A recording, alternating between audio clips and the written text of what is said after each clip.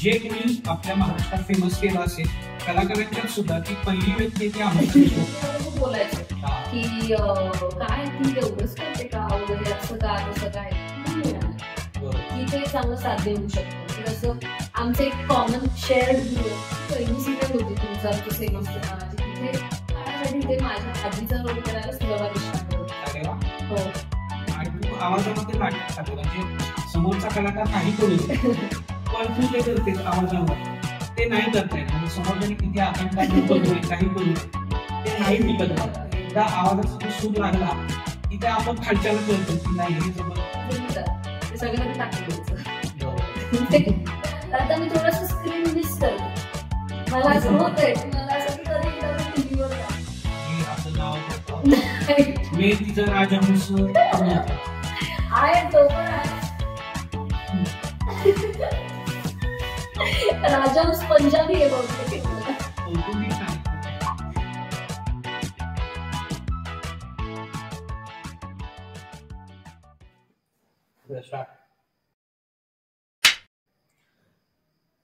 नमस्कार, सह्या यूट्यूब चॅनलवर पुन्हा एकदा स्वागत. आज आपण खास गप्पा मारायला अगदी जवळची व्यक्ती माझी बोलवली आहे. जशी पुण्यात बाकरवडी फेमस आहे तशीच पुण्यात एक टॉकरवडी पण फेमस होती. आता हिची ओळख करून द्यायची काही गरज नाही, सगळ्यांनाच माहिती आहे. अगदी झी युवा पासून ते आतापर्यंतच्या बिग बॉस पर्यंत असं कुठलं क्षेत्र नाही ज्यात तिनं काम केलं नाही. नाटक आहे, लेखन उत्कृष्ट आहे, उत्तम स्टँडअप कॉमेडी करते, उत्तम कविता पण ती करते आणि बोलण्यात तिचा कोणीच हात धरू शकत नाही. अशी अत्यंत आमच्या जवळची म्हणजे माझ्या अत्यंत जवळची व्यक्ती अमृता देशमुख. तर आज आपण तिच्याशी गप्पा मारणार. आतापर्यंत बऱ्याच जणांनी गप्पा बिग बॉस किंवा प्रसाद आणि अशा पद्धतीनं झाल्या, पण आज आपण तिच्याशी वेगळ्या पद्धतीनं गप्पा मारूया. खास करून आरजे म्हणजे आपण मध्यंतरी व्हॉइस ओव्हरचा एक कार्यक्रम घेतला होता, म्हणजे व्हॉइस ओव्हरवर एक एपिसोड घेतला होता, तर त्याच्यावर आपण आज बऱ्यापैकी त्या विषयाला धरून तिच्याशी गप्पा मारू. तर अमृता मला सांग पहिल्यांदा की याच्यात सुरुवात कशी झाली. तर त्याची सुरुवात करण्याआधी मी तुला थँक्यू म्हणणार आहे की माझ्याशी तू इतकी छान ओळख करून दिलेली आहेस आणि असं छान वाटतं आपली ओळख असं कोणी छान याने करून देतं तेव्हा जरा मोटिवेटिंग सुद्धा वाटतं ते. त्यामुळे थँक्यू सो मच. आणि या सगळ्याची सुरुवात कशी झाली म्हणजे खरं तर टेक्निकली म्हणता येईल की मी मास्टर्स माझं जर्नलिझम अँड मास कम्युनिकेशन मध्ये केलंय आणि तेव्हा मी ते घेण्याचा एकच उद्देश होता की इन केस माझं पुढे मागे समजा काही ऍक्टिंगच्या क्षेत्रात नाही काही होऊ शकलं तर एखादं जॉब ओरिएंटेड काहीतरी डिग्री माझ्याकडे असावी. तर तो अतिशय छान कोर्स आहे, म्हणजे मास्टर्स होतं त्यामुळे असा एक्सपेन्सिव्ह होता तो कोर्स. तर त्याच्यामध्ये सेकंड सेमिस्टरला आम्हाला रेडिओ आणि टीव्ही जर्नलिझम सुद्धा होतं. तर तेव्हा एक अभ्यासक्रम लेव्हलला जसं रेडिओ असतं ना तसं तिथे होतं की आमची पुणे युनिव्हर्सिटीचं रॅनड इन्स्टिट्यूट डिपार्टमेंट, तर तिकडे असा एक छोटा स्टुडिओ होता, रेडिओसाठीचा माईक होता आणि तर तिथे तेव्हा अशी सुरुवात झाली की असं एक्सरसाइज लेवलला म्हणून मग कुणाचं तरी तुम्ही बोलवा, कुणाला तरी त्यांचा इंटरव्ह्यू घ्या आणि असं सगळं मी सुरू केलं. तेव्हा मला स्वप्नातही कधी असं वाटलं नव्हतं की मी रेडिओ मध्ये असं काहीतरी ऍक्टिव्हली कधी काही करेन. माझी नाक कधीच नव्हती, अजूनही नसते कुठल्या वेगळं मीडियम एक्सप्लोर करायला. आणि द ऍक्च्युअल अपॉर्च्युनिटी मला रेडिओ मिर्चीकडनं जेव्हा आली तेव्हा त्यांची अशी इच्छा होती की त्यांना कोणीतरी सिलेब होस्ट हवाय की जो सोशल मीडियावर सुद्धा तेवढाच ऍक्टिव्ह आहे.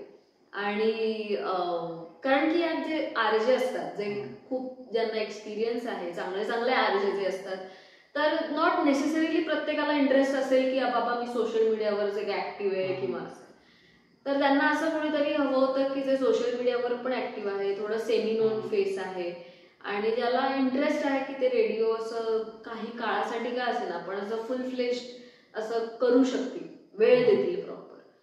जेव्हा मला हे विचारलं तर तेव्हा मला ते फार इंटरेस्टिंग वाटलं की मला त्यांनी सांगितलं होतं की तुला हवं तसंच पोर्ट्रे करायचंय, कारण कुणीच असं इतका काळ जेव्हा तुम्हाला 7 ते 12 हा मॉर्निंग स्लॉट असतो तर एवढे तास you cannot pretend to be someone else, तर तुला जसं आहे तसं तुला वागायचं हे म्हणल्यावर मला खूप आनंद झाला. की चलो चांगली गोष्ट आहे. आणि मग मी त्यामुळे ती अपॉर्च्युनिटी लगेच घेतली आणि मग त्यामुळे मग मी रेडिओ मिर्चीला टॉकरवाडी या नावाने मी मॉर्निंग शो करत होते. 9 महिने मी तो शो होस्ट केला. तो आता विषय काढला म्हणून सोशल मीडिया जो आहे तो खरा जो आहे टिकटॉक आणि इंस्टाग्राम जे कोणी आपल्या महाराष्ट्रात फेमस केलं असेल कलाकारांच्यात सुद्धा ती पहिली व्यक्ती आहे ती अमृता देशमुख. म्हणजे टिकटॉक कोणी खरं फेमस केलं महाराष्ट्रात आणि इंस्टाग्राम कोणी फेमस केलं ती अमृता देशमुख आहे. मला ह्याच्यावर विचारायचंय की ते तुला त्याची आवड कशी काय निर्माण झाली, म्हणजे असं काय वाटलं की नाही आपण हे पण करूया टिकटॉक? त्याची सगळ्यात आधी मी धाडसाने सुरुवात केली. याचं कारण असं की भांडवल अतिशय कमी लागतं, कुणावरती डिपेंडंट असायची गरज नाही. दिवसा केलं तर बाकी लाईट पण नाही लागत कुठला वेगळा कृत्रिम, त्यामुळे एक चांगला लाईटच्या इथे ठेवा. आणि माझी सुरुवात झाली की आवडते डायलॉग्स वरती लिपसिंग करण्यापासून, की जे फेमस अगदी डायलॉग म्हणजे मग अंदाज अपना अपना मधले असतील ते अगदी फ्रेंड्स किंवा असे जे इंग्लिश टीव्ही सिरीज असतात ते असतील, की एरवी जे करायला नाही मिळत समजा, किंवा जे डायलॉग असे डोक्यात भिनलेत त्याच्यावरती एक लिपसिंग करायचं असं म्हणून त्या वेळापायी सुरुवात झाली. आणि रिस्पॉन्स खूप चांगला मिळत गेला, आवडत होतं लोकांना. मग मी त्याच्यात अजून एक्सपेरिमेंट करायला लागले. आणि ते ऍप जसं जसं त्यांचे अपडेट्स आणत होतं तसं तसं मी पण स्वतःला अपडेट करत गेले. की जेव्हा त्यांनी समजा आधी 16 सेकंदाचा व्हिडिओ होता टिकटॉकवर आला होता, मग नंतर त्यांनी तो 30 सेकंदावर दिला. मग मी म्हटलं हे चांगलं आहे. मग मी त्याच्यामध्ये ते असे एडिटिंगचे करायला लागले की ट्रान्सफॉर्मेशन आहे, जे आता खूप कॉमन आहे, पण तेव्हा लोक तेवढ्या पेशंटली ते नाही करायचे. आय थिंक मी ते पेशंटली खूप ते करत राहिले. सुरुवातीला लोक खूप बोलायचे की काय ती तेवढंच करते का वगैरे, असं का तसं काय ते. आणि मग आता सगळे करायला लागले. मग नंतर तर मी काही लक्ष नाही दिलं लोकांकडे. काय माझं प्रोफाईल आहे, इन्स्टा असेल टिकटॉक असेल, माझं प्रोफाईल येते, मी मला ते हवं ते एक्सपेरिमेंट करू शकते, हवं तर डिलीटही करू शकते. मग वाय नॉट असं म्हणून मी ते करायला लागले होते.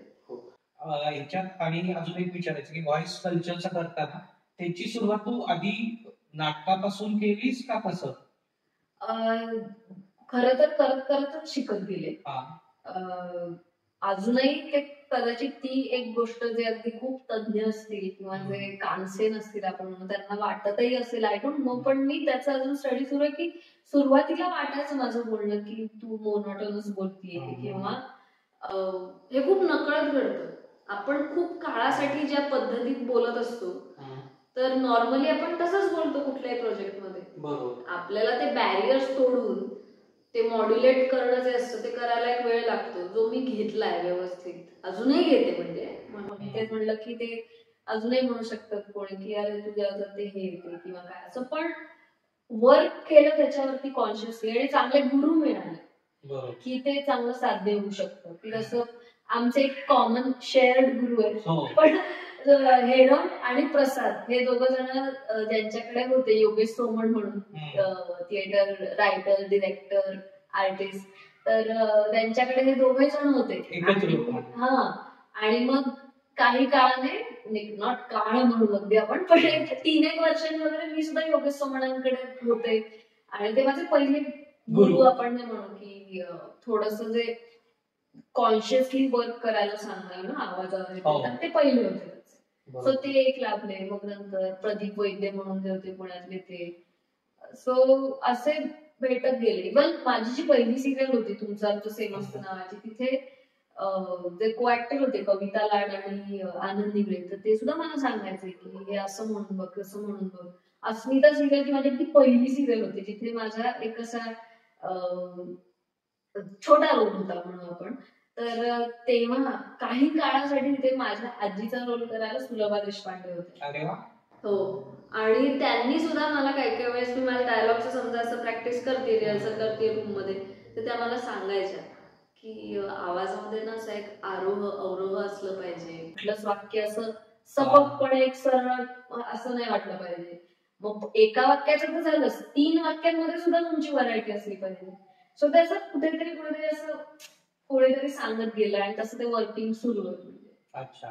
पण मला अजून एक विचारायचं होतं की तू तुझ्या आवाजासाठी खास काही मेहनत घेतली आहेस का? नाही, पण खास आधी मी सांगेन हा की खूप कमी लोकांना चांगला आवाज मिळतो. म्हणजे काहींचे आवाज असे कानापर्यंत पोहोचतात, पण काहींचे आवाज असे आत शिरतात. हा ती लोक फार कमी असतात.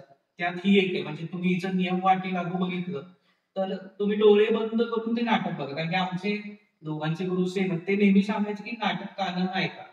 जर ते कानाला छान वाटलं तर ते बघताना पण छान वाटेल. म्हणजे हिचा जर तुम्ही आवाज ऐकला त्या नाटकात ज्या पद्धतीने ती करते, मग बाकी काय बघायची गरज नाही. पण फार कमी लोकांना आवाज असा लागतो, कारण की जो डायरेक्टली आत जातो तुमच्या. अशी खूप कमी लोक आहेत. त्यात ही एकटी एक आहे. आणि मी हिला सांगितलंच होतं की तुझा आवाज जबरदस्त आहे आणि तू आवाजावर ते नाटक खाते. म्हणजे समोरचा कलाकार काही करू दे, पण तू जे करतेस आवाजावर ते नाही करता येणार. म्हणजे समोरच्याने किती आकांतांड करू दे, काही करू दे, ते नाही टिकत. मग एकदा आवाजाचा जो सूर लागला की ते आपण खालच्याला कळतं की नाही हे जबरदस्त आहे. अगेन आय थिंक गुरु चांगले लागले हो. चंद्रकांत कुलकर्णी. हो. तर ते त्यांचा काही प्रश्नच नाही. हो. हा, तेच म्हणून म्हटलं की तू त्याच्यासाठी काय वेगळी मेहनत घेतली होतीस का? बऱ्याचदा मी हे रेडिओ पासून सुरू केलं की म्हणजे मी जेव्हा आरजे म्हणून काम करायला लागले त्याच्या आधी एखाद महिना मी नुसतं रेकॉर्ड करायचे, कारण सगळीच प्रॅक्टिस व्हायची लिखाणापासून ते रेकॉर्ड करणं, टेक्निकल सगळं ते सांभाळणं. त्याच्यासाठी मला त्यांनी काळ दिला होता, थोडा वेळ दिला होता, थोडे दिवस दिले होते. तर तेव्हा त्या रेडिओचा जो सेटअप असतो तो इतका प्रोफेशनल असतो की माईक सिस्टीम पासून सगळं चांगलं असतं फार. तर तिथे जेव्हा मी माझा आवाज रेकॉर्ड करून ऐकायला लागले, तर आता जरी मी माझं फर्स्ट रेकॉर्डिंग ऐकलं तरी मला त्रास होईल की असं होईल की मी असं का बोलत होते किंवा असं काय. पण तोच पार्ट आहे त्यातला की जेव्हा मी माझं ऐकायला लागले ना तेव्हा मला त्यातल्या त्या खामिया त्या कळायला लागल्या की हे असं नको, असं पाहिजे, इथे इथे थोडंसं अजून मी व्हरायटी आणू शकते, हे प्लेन का गेलं वगैरे असं. तर आय थिंक माझ्यासाठी वर्क झालेली गोष्ट हीच होती की मी जेव्हा रेकॉर्ड केलं स्वतः ऐकलं. इव्हन नियमवाटी लागूच्या वेळेस सुद्धा मी केलेलं आहे असं की मी रेकॉर्ड करायचे फोनवर आणि मग मीच ते स्वतः ऐकायचे. की मग मी तसं चंपूंच्या आवाजातलं सुद्धा रेकॉर्ड केलं होतं आणि मग मी ते थोडंसं कम्पेअर करायचे काय फरक आहे नक्की, ते बोलतात ते काय एवढं छान वाटतंय, म्हणजे माझं काय असं नाही वाटत आहे, तो इफेक्ट नाही. आपले ते तिथेच जाऊन टिकतात, सारखे गेले की तिथेच जातात असे. तर मग सरांनी ते सांगितलं की कसं व्हरायटी पाहिजे त्यात. तर ते रेकॉर्ड करून मी जेव्हा ऐकायला लागले तेव्हा तो फरक मला जास्त जाणवायला लागला. ओके, मग मला एक सांग की तू जेव्हा आरजे साठी हे गेली करण्यासाठी, तर ते इंटरव्ह्यू कशा पद्धतीने असतो मला? सो मी सांगितलं असं की माझा इंटरव्ह्यू असं नाही झाला, त्यांनीच मला विचारलं की वुड यू बी इंटरेस्टेड आणि हे असं असं आहे. पण मला त्याच्यानंतर बऱ्याचदा डीएम यायचे की अमृता मला इंटरेस्ट आहे आरजे करण्यात, तर मी कसं करू शकते, कुणाला अप्रोच होऊ. तर मग एक दोनदा जेव्हा रेडिओ मिर्चीला वेकेन्सी पण होती तेव्हा मग मी ते माझ्या स्टोरीवर पण टाकलं होतं की रेडिओ मिर्चीला आहे वेकेन्सी. सो तिथे मला असं वाटतं की फार ती लोक टाकत नाहीत, म्हणजे असं एकदम जाहीरपणे टाकत नाही. ते ठराविक आरजे वगैरे त्यांच्या हँडलला टाकत असतील सोशल मीडियावर की असं असं ओपनिंग आहे किंवा काय, किंवा चॅट जे रेडिओ स्टेशन आहे त्याच्या पेजवर येत असेल माहिती, पण कमी वेळेला येते ती. तर माझं असं म्हणणं आहे की ज्यांना समजा जायचं असेल तर त्यांनी बेधडक तिथे जाऊन अपॉइंटमेंट घ्यावी की तिथे त्या क्रिएटिव्ह कोण आहे हेड रेडिओ स्टेशनचं, त्यांना जाऊन भेटावं. तुमच्याकडे जर का काही, तुम्हाला जर का अख्खा शो नसेल करायचा, तुमच्याकडे एक युनिक कॉन्सेप्ट असेल, कारण खूप बघ आपण असे स्निपेट सारखे ऐकतो रेडिओवर की जे फेमस होतात. जसं की एक जण तो होता तो फरहान अख्तरची आणि याची ऋतिकची नक्कल करायचा, व्हॉट द फरहान नावाने ते होतं. दोघांची नाव, आणि ते काय हार्डली काही सेकंदाचं असतं एक जोक सांगितल्यासारखं. तसं आयडिया तुमच्या डोक्यात काही असेल की माझ्याकडे मी मिमिक चांगलं करू शकतो, पण तुम्ही कॉन्टेंट जनरेट पण चांगला करू शकत असाल तर तुम्हाला तर खूप डिमांड आहे या रेडिओच्या ह्याच्यामध्ये. तर वॉक इन करा, तिथे माहिती काढा, भेटा, आहे का काही वेकेन्सी, माझ्याकडे ही आयडिया आहे, ती होऊ शकते का इनकॉर्पोरेट, हे सांगा, होऊ शकतं. आता तू कॉन्टेंट क्रिएट करायला फार महत्व आहे, तर मग कॉन्टेंट क्रिएट करण्यासाठी काय अभ्यास केला पाहिजे? म्हणजे तुला काय असं वाटतं की वाचन करावं की? हो, एक तर रेडिओ, अगेन मी रेडिओच्या ह्याच्यातनं शिकले की रेलेव्हन्स, काळासोबत तुमचं हे पाहिजे. हल्ली आपण खूपदा बघतो की पॉलिटिकल मराठी लोकांमध्ये तर सध्याचं पॉलिटिक्स खूप भिनलेलं आहे असं. म्हणजे कॅरेक्टर्स नाही पण पॉलिटिशियन्सचे व्यक्तिमत्व कसे आहेत तिथपासून ते त्यांच्या बोलण्याचा लहजा, तर त्या सगळ्यावरती कॉन्टेंट खूप बनतो, कारण की ते सध्या सुरू आहे, खूप रेलेव्हंट आहे, ते लोकांना इंटरेस्ट असतो ह्या पक्षाचं काय चाललंय, त्यात तुम्ही काय भूमिका घेताय हे इंटरेस्ट, त्यामुळे रेलेव्हन्स पाहिजे तुमच्या याच्यामध्ये. सध्या जे चालू आहे त्याच्याशी अनुसरून तुम्ही जर का काही कॉन्टेंट जनरेट करू शकत असाल, तुमचा पर्स्पेक्टिव्ह वेगळा असेल काहीतरी एखाद्या गोष्टीकडे बघण्याचा, तर दॅट हेल्प्स. आणि तुम्ही जितकं जास्त बघाल तेवढं तुम्हाला कळतं की what not to do also, की अरे हे तर झालंय, याची काही गरज नाही. म्हणजे गिरीश जोशी जो रायटर डिरेक्टर आहे, तर त्याच्याशी एकदा मी असंच बोलत होते आणि तो म्हटला की कधी पण जेव्हा तुम्ही पहिल्यांदा सुचल्यावर जे लिहितात ते सगळ्यात आधी टाकून द्यायचं. ते अजिबात नाही वापरायचं. त्यामुळे काय नाही करायचं हे जरी कळलं तरी तुम्हाला एक असा वेगळा इमेज दिसतो की अरे हा, या दृष्टीने अजून कोणी पाहिलं नाहीये या गोष्टीकडे. So even that helps. Okay. आणि अजून एक दुसरं मला विचारायचं वाटतं की तू ज्या पद्धतीनं बोलतेस किंवा तू जेव्हा मी तुझे व्हिडिओ बघितले ते आरजेचे आणि ह्याचे, ते कसं सुचतं? कारण की एखादा विषय आणि कंटिन्युअस बोलणं, मुळात एक तर त्यात भाषेवर तुमची पकड चांगली पाहिजे आणि हल्ली सगळीकडं इंग्लिश चाललंय. मग येणाऱ्या लोकांना भाषेचं महत्व कसं पाहिजे, म्हणजे भाषेवर प्रभुत्व पाहिजे का? त्याने हल्ली इंग्लिश चालतंय ते चालतं. भाषेवर प्रभुत्व तर पाहिजेच पाहिजे. म्हणजे एका तरी भाषेवरती पाहिजे प्रभुत्व ऍटलिस्ट. मला खूप दुःख होतं की मी खूप स्विफ्टली एकदम असा मुक्त संचार नाही करू शकत तिन्ही चारही लँग्वेज मध्ये ना, की मराठीत हिंदी इंग्लिश. म्हणजे जे ऍक्च्युली आता तू म्हटला जी मला कॉम्प्लिमेंट दिलीस ती आहेच, म्हणजे मला त्याचं आवडतच ते की मी एक काय म्हणून आपण थोडंसं ओघवतं आपण एका भाषेमध्ये बोलू शकतोय मराठीच्या. कधी कधी मला असं वाटतं की इझियर अंडरस्टँडिंगसाठी किंवा अजून लोकांपर्यंत पोहोचण्यासाठी मी थोडं इंग्लिशवर पण माझी पकड पाहिजे, माझी हिंदीवर पण पाहिजे, माझी उर्दूवर पण पाहिजे, असं मला खूप वाटतं. पण येस, तुमची मातृभाषा जी असते त्याच्यावर जर का तुमची पकड असेल तर म्हणजे नथिंग लाईक इट. तुम्ही तेवढ्या क्लॅरिटीने ते मांडू शकता. कारण की मराठी भाषा इतके शब्द आहेत. माझी आई मला खूप बोलते की सारखं काय का भारी, हे भारी आहे, ते भारी आहे. आपल्या मराठीमध्ये शब्द आहेत की हे छान आहे, हे किती उत्कृष्ट आहे, हे किती सुंदर आहे, हे किती ओघवत आहे, हे असे खूप शब्द आहेत. तर तसं वापरायला पाहिजे. म्हणजे त्यामुळे मग तुमची डिक्शनरी तेवढी मोठी पाहिजे. तर हे वाचनाने एक तर खूप होतच, चांगलं होतं. वाचनाने भाषा खूप समृद्ध होते. आणि काही काही मराठी बोलणारे खरंच अजून सुद्धा, म्हणजे आपण इंटरव्ह्यूज मध्ये वगैरे असं काही नाही ऐकतो आपण की जे सिनियर लोकांचे समजा इंटरव्ह्यू असतात तर त्याच्यातही कळतं की ते काय काय भाषा, म्हणजे काही काही शब्द जे असतात ते नव्याने कळतात किंवा. सो आपलं व्यासंग मोठा पाहिजे. आपण एकच एक मला ह्या एज ग्रुपचं हे आवडतं तर मी तेच बघते असं काही नाही. वेगवेगळ्या याच्यातून पाहिलं तर त्यातनं सुद्धा भाषेचं हे खूप आपल्याला डिफरन्स कळतो की अरे आपण किती एकाच साच्यातली भाषा बोलतोय, एकाच ठराविक ती डिक्शनरी जी आहे आपण पहिल्या 4 पानांवरच बोलतोय, पण ते अजून अजून खूप आहे. तर जेवढं वाचू जेवढं बघू तेवढी ती खुलत जाते. अजून शब्दोच्चाराला किती महत्व आहे? म्हणजे न किंवा जो एक प्रकारचा शब्द असतो किंवा एखादा वाक्यातला हे असेल किंवा अक्षर असेल, त्याचं जे उच्चारशास्त्र किंवा जो उच्चार आहे त्याला किती महत्व आहे आरजेच्या बाबतीत? कारण की हल्ली बरेचसे आता छोट्या शहरातले आहेत काही रेडिओ चॅनल्स की जे प्रायव्हेट आहेत. म्हणजे आमच्या इथं पण आहे, साताऱ्यात सुद्धा आहे. आणि तिथं सुद्धा बऱ्याच प्रमाणात शब्दोच्चार खूपच हल्ली असे ऐकायला मिळतात की फरक असतो. म्हणजे कुठला शब्द कुठं वापरला पाहिजे किंवा न कुठं पाहिजे, न कुठं पाहिजे, ळ कुठं पाहिजे किंवा ल कुठं पाहिजे, त्याला खरंच महत्व आहे.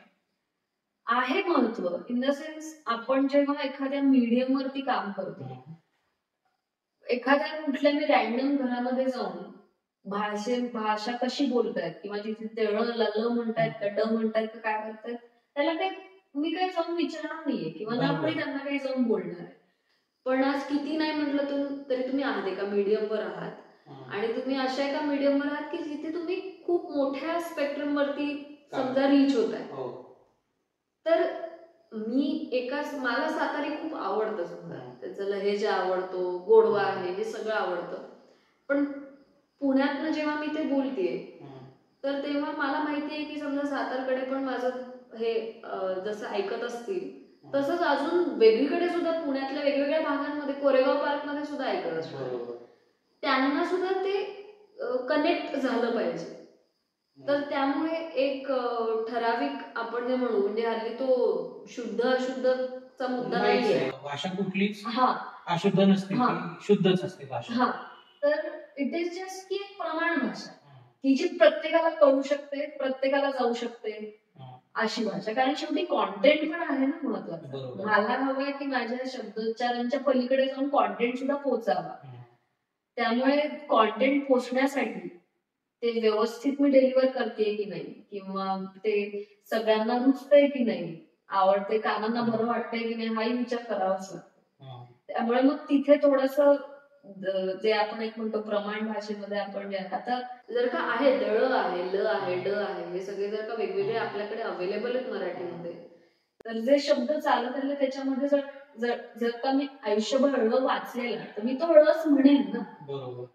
त्यामुळे तो फरक पडतो. तर मला असं वाटतं की माझी ती ड्युटी आहे की मी एक प्रमाण भाषा बोलावी जेव्हा मी समजा अशा एखाद्या मीडियमवर, रेडिओ सारख्या मीडियमवर काम करते तेव्हा.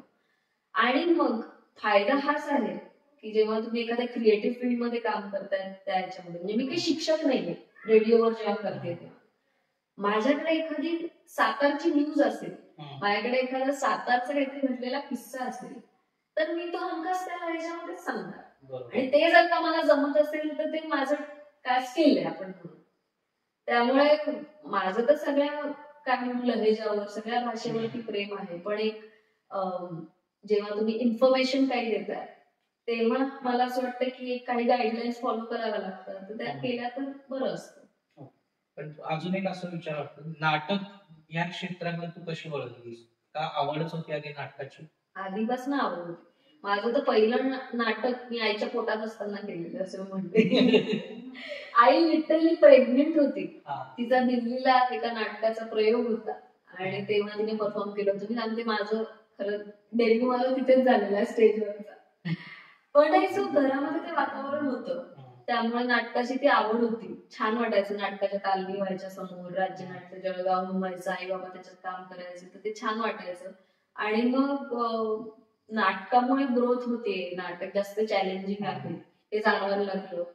फरक कळून येतो काही वेळा फॅक्टर्स मधला, की अरे हा जरा चांगला तयार झालेला नाटक आहे, कशामुळे तयार झालेला ऍक्टर आहे, कशामुळे तर आहे नाटक आहे, तिथे मेहनत घेतली म्हणून. मग असं वाटतं की आपणही तसंच व्हावं, लंबी का उडा व्हावं. मग त्यामुळे तसं अर्थाने मी नाटकाकडे वळले. आणि आता या क्षणी नाटक करण्याचा मेन मोटिव्ह हाच होता की सध्या सिरियल मध्ये ठराविक साच्यातल्याच भूमिका होतात. तुम्ही वेस्टर्न कपडे कॅरी करताय, तुम्ही जरा बरं इंग्लिश बोलताय, म्हणून तुम्हाला मग निगेटिव्हच एक हे होतं. तर मग तसं काही इंटरेस्टिंग येत नव्हतं वाटायला. मग मी म्हटलं की नाटक जर का आलेलं आहे माझ्याकडे, याची टीम इतकी चांगली आहे, संकर्षणने लिहिलंय, चंद्रकांत कुलकर्णी डिरेक्ट करतायत, प्रशांत नामले प्रोड्युसर आहेत, तर नाही म्हणणं म्हणजे मी मूर्ख ठरले असते अशा गोष्टीला नाही म्हणणं. आणि खरंच त्याचा उपयोग झालाच की म्हणजे मी वाट बघत होते की कधी मला चंकून सारख्या अनुभवी दिग्दर्शकाच्या अंडर काम करता येईल, तर ते उपयोग झाला त्याचा. म्हणून मग आता नाटक घेतलं. नाटकावरून विचार असं वाटतं की तू आता टिकटॉकवर होतीस, ह्याच्यात इन्स्टाला पण आहेस, म्हणजे तू त्या क्षेत्रातली टॉपची होती आहेस, म्हणजे अजून सुद्धा. त्याच्यानंतर तू नाटकात होतीस, सिरियल मध्ये होतीस. आता हे जे नवीन कलाकार यायला लागले की ते डायरेक्ट इन्स्टाचे ऑडिशन बघून येतात, की इन्स्टाचे ऑडिशन बघून घेतले जातात. मग अशा कलाकारांना तुला काय वाटतं, सांगावं असं वाटतं का की नाही नाटक केलंच पाहिजे, की मग डायरेक्ट तुम्ही असं येऊ नका की हा मी इन्स्टावर 30 सेकंदाचा हे केलेलं आहे. मी बरेच म्हणजे माझे काही मित्र कास्टिंग करतात, तर ते मला सांगतात नेहमी, अरे तिनं ऑडिशन पाठवलं, तिला म्हटलं काहीतरी ऑडिशन पाठवलं, टिकटॉक किंवा हे इन्स्टाचा व्हिडिओ पाठवला मला, असं ते सांगतात. अशा लोकांना तू काय सांगू शकशील की नाही नाटक एकांकिका किंवा निदान एक पात्री काहीतरी केलं पाहिजे? त्यांना जे ऑडिशनच्या वेळेस जे कोणी हा व्हिडिओ पाठवत असतील ते पाठवतात, कारण मला असं वाटतं की त्यांना सुद्धा कुठेतरी माहिती आहे की लोक ते बघतायत सुद्धा इन द सेन्स कास्टिंग करणार काय, म्हणजे ते गृहीत सुद्धा धरतायत की त्यांना माहिती आहे म्हणूनच ते पाठवतायत. आता प्रत्येकाची एक ती जर्नी असते आणि प्रत्येकाचं नशीब असतं. मला कधी असं जरी वरकरणी वाटलं असेल की अरे सोशल मीडियावर ऍक्टिव्ह आहे, पण तसं मला मिळणाऱ्या ऑपॉर्च्युनिटीजचा आणि मी फेमस म्हणजे टिकटॉकमुळे फेमस होण्याचा काही संबंध नव्हता. म्हणजे खूप काळ असा होता की जेव्हा लोक मला आवडीचं सांगायचे डिरेक्टर वगैरे की की तुझे व्हिडिओज फार कमाल असतात, आवडतात वगैरे असं, पण ते काही काम नाही द्यायचे मला. असं काही नाही, कधी फॉलोअर्सच्या संख्येवरती मला असं खूप सतत ऍक्टिंगच्या क्षेत्रातलं काम मिळालं. तर तुमच्याकडे तुमच्या बॅगेमध्ये ज्या सगळ्या गोष्टी असतील त्या तुम्ही एखाद्या वेळेस लोकांना देता ना ऑडिशनच्या वेळेस वगैरे, असं की हे बा मी हे पण करू शकते, हे बा माझ्याकडे हे पण आहे ते पण आहे असं. तर आता जे ज्यांची सुरुवातच मुळात समजा या टिकटॉक किंवा इंस्टाग्रामच्या रील्स वरून झाली असेल, त्यांना माहिती त्यांच्याकडे ऑफर करायला काय, त्यामुळे ते देतात. आता कास्टिंग डिरेक्टरवर हे आहे की ते गृहीत धरावं का नाही धरावं. हल्ली बऱ्यापैकी चॅनल्स पण करतात ना की नाही ही फेमस आहे इन्स्टाला, मग हिचे फॉलोअर्स एवढे, मग तिचा तो व्हिडिओ ठीक आहे चालेल ना आपल्याला. ते असं कुठेतरी वाटतं ना की जे थिएटर करून येणारे कलाकार असतील की अरे आम्ही इतकी वर्ष थिएटर करतोय किंवा त्यावर कष्ट घेतोय, मग एखादी व्यक्ती 30 सेकंदात एखादा व्हिडिओ करते, ती फेमस होते, ती व्हायरल होते. आता त्याचा ऑडियन्स कितपत कुठला आहे हे आपल्याला माहित नाहीये, आणि त्या बेसवर ती सिरियल मध्ये येते किंवा हे येते, तिचा अभिनय काय तो तिथं लगेच करतो, जो जाणकार व्यक्ती त्याला लगेच करतो. मग अशा वेळेस असं नाही वाटत का की नाही थिएटरवाल्याला थोडस काहीतरी अन्याय केल्यासारखं वाटतं? नाही वाटत मला फ्रँकली. मला वाईट वाटतं जेव्हा जेव्हा माझी अपॉर्च्युनिटी एखाद्या नॉन डिझर्विंग एखाद्या व्यक्तीला जात असेल, मला वाईट वाटतं भयंकर. पण काय करू शकतो आपण, म्हणजे उद्या समजा असं झालं की डान्स येणं हे जर का समजा एकदम प्राईम इम्पॉर्टन्स झाला एखाद्या क्षेत्रामध्ये, की बाबा उद्यापासून झालं की नाटकामध्ये ना डान्स येत असेल तर त्यावेळी ते लगेच कास्ट करतील. आता खूप ते क्रेझी वाटतंय, पण व्हॉट इफ झालं असं की एकदम ब्रॉडवेचीच आपल्या इथे वेळ आली की ज्याच्यामध्ये ना तुम्हाला नाचता आलंच पाहिजे, गाणं पण गाता आलं पाहिजे. किती जण डिस्काउंट होतील की जे असे तळमळीने नाटकासाठी काम करतात. मग आता काय ना, तुम्ही तुमचे स्किल्स डेव्हलप करा. तुम्हाला वाटते तुमच्या वाटेची ऑपॉर्च्युनिटी जाते कोणा इन्फ्लुएन्सरला, ट्राय करा की तुम्ही मग सोशल मीडियावर पण ऍक्टिव्ह व्हा, की जेणेकरून तुमच्याकडे दोन्ही गोष्टी असतील. मी चांगले ऍक्टर पण आहे, माझ्याकडे फॉलोअर्स पण आहे आणि माझ्याकडे हे पण आहे, चांगले तुमचे 30 सेकंदाचे हे पण करू शकतो. दॅट यू कॅन डू तुमच्या आवाक्यात जे आहे ते. कारण शेवटी आता कास्टिंग वाल्यांना जर का वाटत असेल की अरे आपल्या सिरियल मध्ये एखाद्या ऍक्टरचा कस हा एवढा काही लागणारच नाही, त्याच्याकडनं मला फक्त 3 बटणं अपेक्षित आहेत की त्यांनी 3 बटणं दाबावी, आणि त्याला जर का एखाद्या फेमस व्हायरल झालेल्या एखाद्या आर्टिस्ट कडनं ते मिळत असेल तो त्याला घेणार. एखादा फिल्म मेकर असेल की जो म्हणेल की नाही माझ्या या कॅरेक्टरसाठी ऍक्टरची ही रेंज पाहिजेच, तो बरोबर त्याला कास्ट करेल. सो आपण जग नाही ना आपल्यानुसार वळवू शकत, आपल्याला थोडस मग मोल्ड करून थोडस त्या फटीतनं वाट काढत असं तिथपर्यंत पोहोचावं लागतं. That we can. 2 वर्ष झाले मी नियम वाटी लागू करते, तर आता मी थोडस स्क्रीन मिस करते. मला असं होतंय की मला असं की कधी एकदा मी टीव्हीवर जाते, कधी एकदा मी फिल्म, मराठी फिल्मचं तर माहिती नाही काय कधी कसं होतं, पण आय थिंक स्क्रीन बेसिकली मी आता थोडा मिस पण करते. तर प्रत्येक त्या मीडियमची ती जादू वेगळी आहे, प्रत्येक मीडियमचं हे वेगळं आहे, नशा वेगळी आहे. पण आम्हाला असं नेहमी वाटतं की तू स्टँडअपचे भरपूर प्रयोग करावे, कारण की खूप कमी लोकांना हे जमतं. म्हणजे करणारे खूप आहे पण त्यांचा विनोद जो आहे हा छोटा आहे, म्हणजे त्याचं आयुष्य कमी आहे. आणि एकंदरीत मी तिचं लेखन बघितलंय, तिचं सादर करतानाचे स्टँडअप पण बघितलंय. तिच्या विनोदाला आयुष्य आहे, तो बोर होणार नाही. आणि तुला ऐनवेळी बरंच काय काय सुचतं आणि ते तू करतेस. तर मला नेहमी असं वाटतं की तू स्टँडअपचे प्रयोग जास्त करावे, तर त्याच्यावर फार लक्ष द्यावं असं मला नेहमी वाटतं. पण बघून तुला बघायला. पण तू आता मध्यंतरी केला होता स्टँडअप? हो केला होता, मी आता रिसेंटलीच केला होता. आणि ऍक्च्युली हेरम आणि संयोगिता म्हणजे हे चॅनल ज्यांच्या नावाने आहे या दोघांनी मला खूप पुश केलेलं आहे की कर तू स्टँडअप, कर कर कर तू, आपण साताऱ्यात सुद्धा काहीतरी करू, शो लावू आणि हे सगळं करू. आणि प्रसाद तर मला म्हणायचं की प्रसाद आहे, आम्ही आपलं नाव करतो मी तिचा राजहंस आहे, तो पण आहे. राजहंस पंजाबी आहे बहुतेक, राजहंस पंजाबी आहे मला. कौटुंबिक कार्यक्रम आहे काय यार, असू दे. राजा आमचा अचानक मध्ये आला राजहंस, नुकतंच त्याचं शूटिंग झालंय. इथे तर अशी फुलं आणजवळ नुकतेच आता पारूच्या शूट वरनं आला, असा अचानक एकदम मध्ये गेलेला आहे. हा, ते आपलं स्टँडअपचं चाललं. हा, तर आता रिसेंटली शो पण झाला आणि एक मला कळलं की अगदीच डेड सायलेन्स गेला असं काही झालेलं नाहीये. काही जोक्स वर्क होत आहेत, काही जोक्स नाही होते. म्हणजे एखादा टॉपिक असेल त्याच्यावरती मी 4 जोक्स केले असेल तर त्यातले 2 वर्क होत आहेत, 2 नाही होते, कधी असं होतं. त्यामुळे मला एक कळलं की आपले टॉपिक्स नाही चुकत आहेत. प्रॉबेबली आपल्या डोक्यात जे फनी वाटत असतं ते नॉट नेसेसरी समोरच्यांना फनी वाटेल किंवा ते तेवढ्या पटकन जोक तो पोहोचेल. तर ते जे म्हणणं ट्रायल अँड एरर, तर ते करूनच जमतं आणि म्हणूनच ते खरं तर सतत केलं पाहिजे.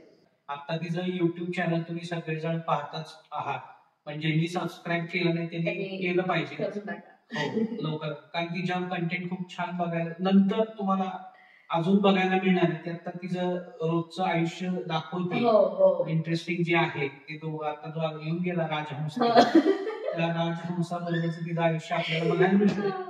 आणि त्याच्यावर तिला आम्ही नेहमी सांगतो की तू स्टँडअप चालू कर तिथं, बघूया ते आपल्याला बघायला मिळेलच लवकर. पण हे युट्यूबचं कसं सुचलं तुला की आपण आता युट्यूब कडे वळलं पाहिजे? हे सुद्धा ऍक्च्युली खूप सगळेजण सांगायला लागले होते की तुमचं आम्हाला बघायचंय, तुझं आणि प्रसादचं रोजचं आयुष्य, खूप सवय झाली आहे बिग बॉस मध्ये 24 तास तुम्हाला बघण्याची, तर आम्हाला ते बघायचंय, अजूनही करायचंय. मला की अरे एवढं काही आमच्या आयुष्यात इंटरेस्टिंग घडत नाही, म्हणजे असं काय काय दाखवू मी किंवा काय.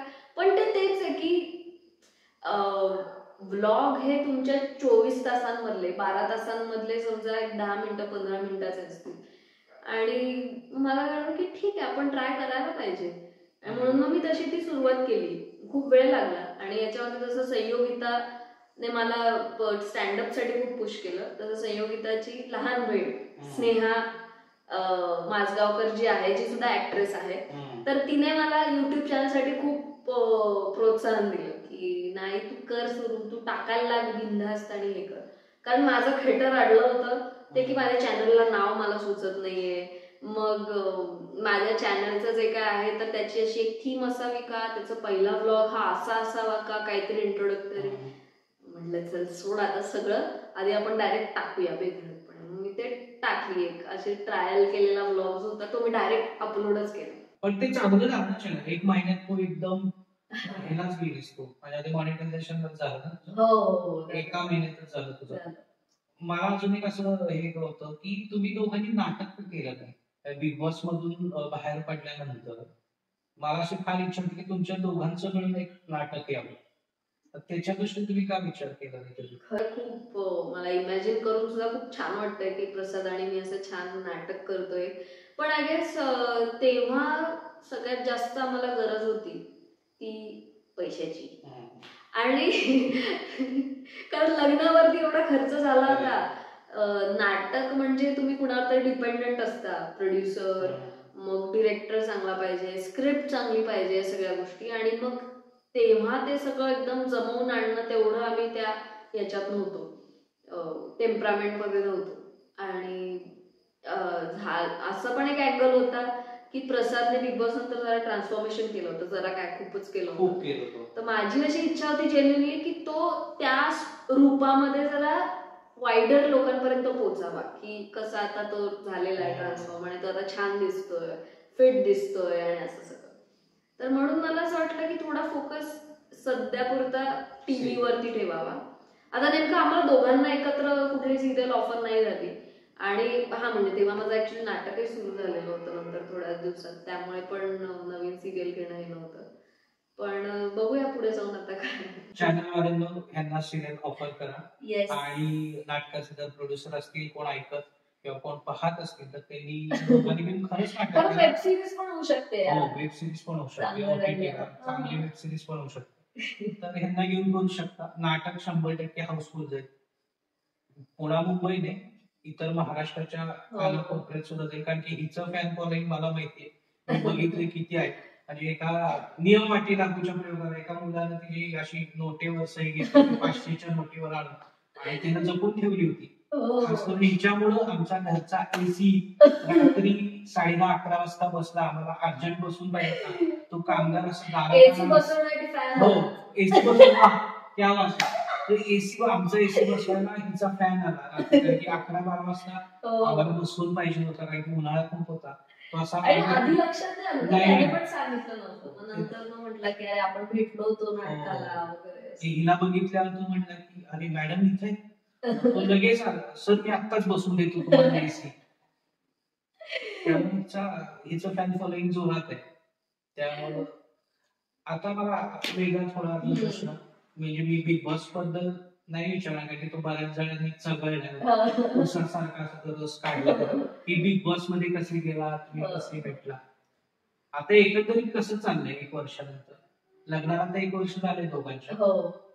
कारण की तू आता मुंबईत असते, हा आमचा राजहंस इथं साताऱ्यात असतो. टू बी व्हेरी ऑनेस्ट, आम्ही जेव्हा लग्नाचा निर्णय घेतला तर तेव्हा आम्ही त्या असं नव्हतं की खूप गहरी दोस्ती आहे किंवा खूपच एकमेकांना, म्हणजे आता तू आणि प्रसाद जास्त ओळखत होता एकमेकांना. तर सुरुवातीचा काही काळ हा चाचपडण्यात गेला, पण मला जे वाटत होतं की अरे नाही याचं आता जरी समजा थोडस आपण एकमेकांना चाच पडत असलो तरी सुद्धा हे ज्या दिशेने जात आहे ती दिशा चांगली आहे, किंवा कुठेतरी मला जाऊन जे हवं आहे ते मिळणार आहे, ती स्टॅबिलिटी किंवा तो आनंद, peace of mind. Basically stability वगैरे तर सोड की ते आयुष्यभराचा तो हे असतो, पण एक पीस ऑफ माइंड की आपण एक योग्य व्यक्तीची निवड केलेली आहे. तर त्या दिशेने आमचा व्यवस्थित चांगला प्रवास सुरू आहे. त्यामुळे मला खूप आनंद आहे त्या गोष्टीचा की ते लोणच्या सारखं असं मूर्त आहे नातं आमचं असं. आणि असं खूप गुढी गुढी किंवा काय असं हे तर म्हणजे ते दिसायला आणि ते होतं बिकॉज प्रसाद खूप जास्त रोमॅन्टिक आहे आणि असं, पण सगळे फ्लेवर्स आहेत आमच्या या नात्यामध्ये, त्यामुळे छान वाटतं.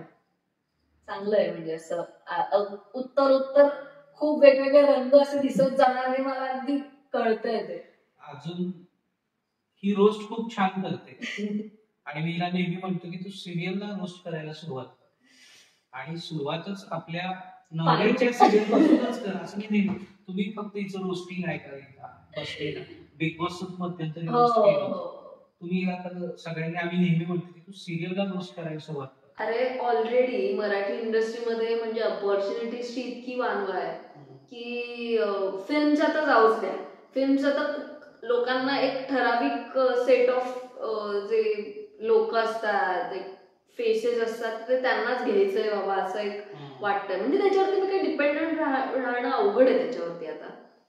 पण जर का सिरियलवरती सुद्धा मी आता रोस्ट करायला लागले तर म्हणजे सगळी लोक माझ्यावर बहिष्कारच टाकतील, मला ते वाळीतच टाकतील मराठीमधली लोक, असं मला खूप वाटतं. लोक एन्जॉय करतील पण ते म्हणतील की हा मग त्या तू काय केलंस वेगळं किंवा व्हॉट नॉट. म्हणजे असं होत आहे की उद्या जाऊन समजा मी स्वतः जिथे एकीकडे ऑडिशन देतेय ज्या सिरियल्सची, उद्या जाऊन मला एखादी सिरियल मिळाली आणि काय गॅरंटी की मला असं काहीतरी क्रेझी काही करावं नाही लागणार. सिरियल बॉटल ग्रीन कलरचा सूट घालून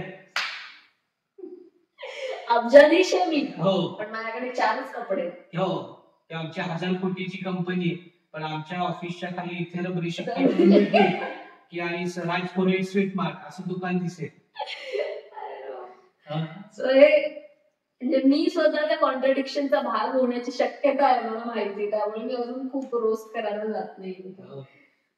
पण तुम्हाला असं वाटतं की हिंदी सिरियल मध्ये ट्राय कर मराठीपेक्षा, करतेस तसं? करतीये, म्हणजे आता जसं मी म्हटलं तसं की इट्स नॉट लाईक की मी अगदीच रिकामी आहे. मी काम करते, नाटकात काम करते आणि ट्रस्ट मी माझं महिन्याला खूप असतं, म्हणजे हेक्टिक असतं स्केड्यूल, खूप वेळ माझ्या हातात आहे, नाटक करते म्हणून असं नाही होत. पण लोकांना आता असं वाटतं की यार आम्हाला तुला बघायचंय, तुला स्क्रीनवर बघायचंय, तुला ह्याच्यात बघायचं, वेब सिरीज मध्ये बघायचंय, मग तू का नाही ट्राय करत वेब सिरीज? तर मी खरंच ट्राय करत असते, मी अप्रोच होत असते इंस्टाग्राम वरती, ईमेल घालत असते, काय काय करत असते, ऑडिशन सेल्फ टेस्ट पाठवत असते वगैरे, असं खूप खूप सुरू असतं. आणि माझ्यात ती पेशन्सची तयारी आहे की वेळ लागू शकतो. So it's not like me try नाही करत आहे, पण येस, वाटतंच की अरे अजून स्कोप आहे की मी अजून थोडं तरी करू शकते, अजून थोडं करू शकते. तर मी ते अजून फिगर आउट करते, जमेल तसं मी ट्राय पण करते, पण कुठेतरी आत्मपरीक्षण पण करते की मी कुठे कमी पडते, काय करते, कारण त्याच्याशिवाय ग्रोथ पण नाही. तर हा अभ्यास सुरू आहे माझा. ओके.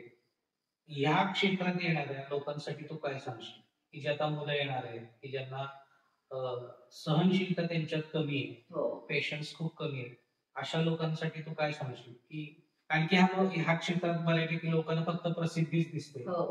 की त्याच्या मागचं अजून बाकीच्या गोष्टी माहित नसतात. तू अशांना काय सांगशील? मी सांगेन की काही गोष्टी या गृहीत धरून चाला. गृहीत धरा इन द सेन्स की नेगेटिव्ह नाही, पण अशा अर्थाने गृहीत धरा की तुम्हाला मग जरी तुम्ही फेल झालात तरी तुम्हाला त्याचं काही वाईट नाही वाटणार. म्हणजे धरून चला असं की अरे हा मला कदाचित आज काम आहे, नॉट नेसेसरी 4 वर्ष मधली माझ्याकडे काम नसेलच, त्याच्यानंतर गॅप हा जाऊच शकतो, मध्ये मध्ये काम नसेल, कारण हा पार्ट आहे या इंडस्ट्रीचा. जर तुम्हाला मिळालं सलग तर नथिंग लाईक इट, मलाही घ्या तुमच्या त्या याच्यात. पण याची तयारी ठेवा, मानसिक तयारी ठेवा की आपल्याला मोठा पल्ला गाठायचा आहे. तर त्यामुळे आहे, वेळ आहे, ग्रोथ करायला पण खूप माध्यमं आहेत, खूप गोष्टी शिकता येतात ऑनलाईन. तर सतत स्वतःला अपडेटेड ठेवा. मला कुठपर्यंत मी स्वतःला तडजोड करू शकते माझ्या आयुष्यामध्ये. तुम्हाला तुमचा चेहरा इन दी एंड रात्री झोपताना तुमचा चेहरा तुम्हाला रात्री छान आनंदाने आरामात झोप लागली पाहिजे.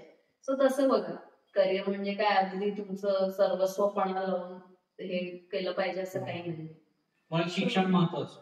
हो, कारण की पूर्ण ह्या क्षेत्रावर अवलंबून राहणं हो, फार चुकीचं होईल सद्यस्थितीला. हो, हो. कारण की हल्ली असं झालंय की एकदा बघितलेला चेहरा तो तुम्हाला पुढच्या वेळी दिसेलच सिरियलला, असं नाही. नाही. असं ही परिस्थिती आता खूप बदलत चालली, पण तुम्हाला अपडेटेड राहायला हो. पाहिजे. जसं त्या हॅरी पॉटर मध्ये तो प्लॅटफॉर्म नंबर होता बघ एक, हो, 9:45 नावाचा, 9:45. हा 9:45चा, असा आठ दिला तो. एरवी कधी आपल्याला असं व्हिजिबली दिसणार नाही का तो प्लॅटफॉर्म, कारण तो नाहीच एक्झिस्ट नाही. बट द पॉइंट इज, मी आता त्या अशा एका त्या ब्रॅकेटमध्ये अडकले ना की मराठी सिरियल मध्ये फ्रेश फेस हवा असतो, एकदम एकदम एकदम असं हे हवं असतं, एकदम नाजूक, एकदम कोळी, एकदम असं काहीतरी त्यांच्या अशा अपेक्षा असतात.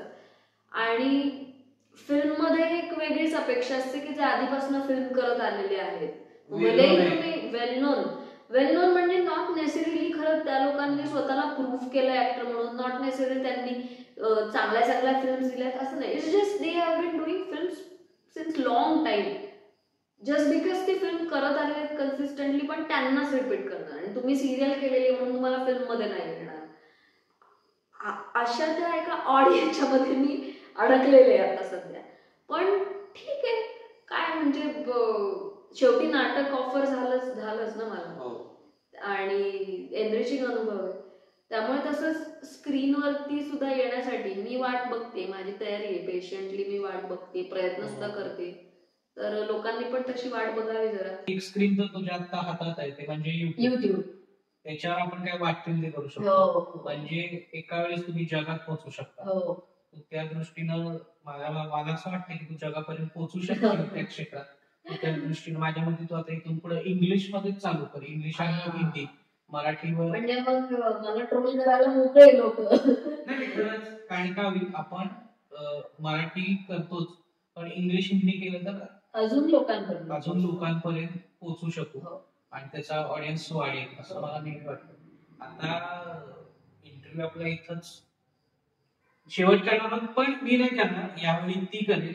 कारण की मला दरवेळी सारखं मेन टॉपर वडी आली, मला एवढं बोलता येत नाही. आज खरं तिचंच बोलणं मी ऐकत बसलो होतो.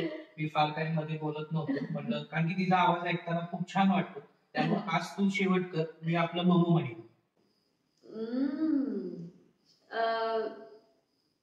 म्हणजे खरं तर मला थोडस फॉर्मली किंवा असं एक व्यवस्थित आभार मानायचे झाले तर मी तुला थँक्यू म्हणेन की मला इथे तू बोलवलंस. आणि बऱ्याच दिवसांनी मी खरं तर इंटरव्ह्यू दिलेला आहे आणि असं चिलमध्ये बोलले, कारण आपला एक आता कम्फर्ट झोन आहे, त्यामुळे बोलायला काही वाटत नाही वेगवेगळ्या गोष्टींवरती. आणि थोड्या थोड्या दिवसांनी असा पॉझिटिव्हिटीचा डोस मिळाला की छान पण वाटतं. सो मला आज तसं ते एक छान वाटलेलं आहे. आणि सय्या हेरुळे जे यांचं चॅनल आहे जे तुमच्यापर्यंत पोहोचतंय ते फक्त 10%. इकडे मी साताऱ्यात आले की मी जे अनुभव असते ते सुद्धा अजून खूप जास्त आहे. संयोगिता आणि हेरमचे व्यक्तिगत चॅनल जे एरवी सुरू असतं त्याच्यावर सुद्धा खूप काय काय गोष्टी घडत असतात. तर त्यामुळे तुमच्या सुद्धा गोष्टी अजून अजून बाहेर येतील असं मला खूप मनापासून इच्छा आहे आणि मी वाट बघणार आहे त्या गोष्टीची. तर थँक्यू सो मच. तुम्ही सगळ्यांनी सुद्धा सय्या नेहरू चॅनलला नक्की सबस्क्राईब करा, हा इंटरव्ह्यू लाईक करा, इतर सुद्धा इंटरव्ह्यू लाईक करा, शेअर करा सगळ्यांसोबत. आणि thank you so much once again. तिला जे सांगितलं ते ऐका.